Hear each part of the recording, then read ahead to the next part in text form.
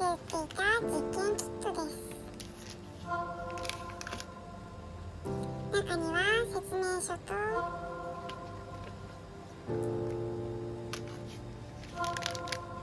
薬品が入っています。それでは実験を始めましょう。染料が入っているので机が汚れないようにアルミホイルを敷いておきます。小瓶を用意します。袋を開けます。粉が1袋、液体が2袋入っていました。粉を小瓶に入れます。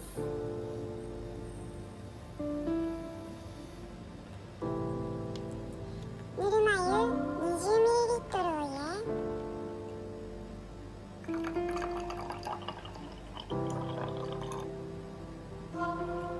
粉が溶けるまでよく混ぜます。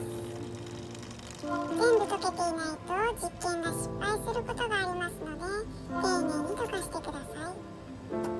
続いて光る水を作ります。別の容器を用意します。2つの液を混ぜるのですが、混ぜたらすぐ光り出すようなので暗くしますね。液体 B を容器に入れます。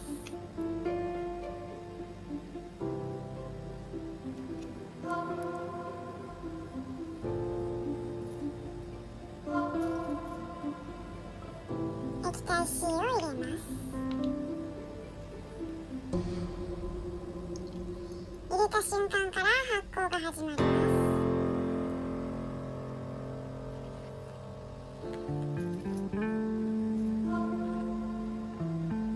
思ったよりも強く光りますね。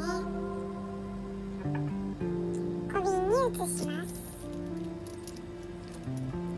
シーマーで光る水を吸い上げましょう。この状態でもすごく美しいですね。ゆっくりと注ぎましょう。丁寧に移し替えれば層がきれいに分かれます。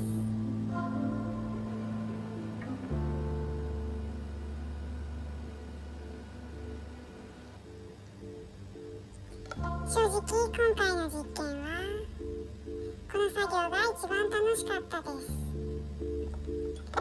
光る原理は説明しようかと思いましたが、それだけで動画が30分くらいになりそうだったので、今回は省かせてもらいます。うまく移し替えられました。次は食用油を上から注ぎます。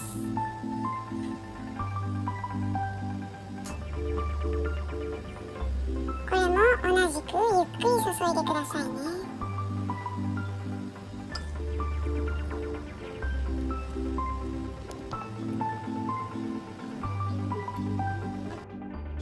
うまくいきました。3層に分かれて不思議な見た目になりました。これは比重の違いによってできています。粉を溶いた水が一番重く、光る水が中くらいの重さで、食用油が一番軽いというわけですね。ちなみに液体を混ぜると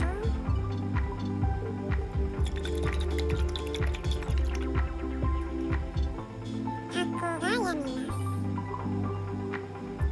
これはこれで清潔感があって楽しいのですが、二度と元には戻らないので気をつけてくださいね。ご視聴ありがとうございました。左が関連動画、右が最新動画になります。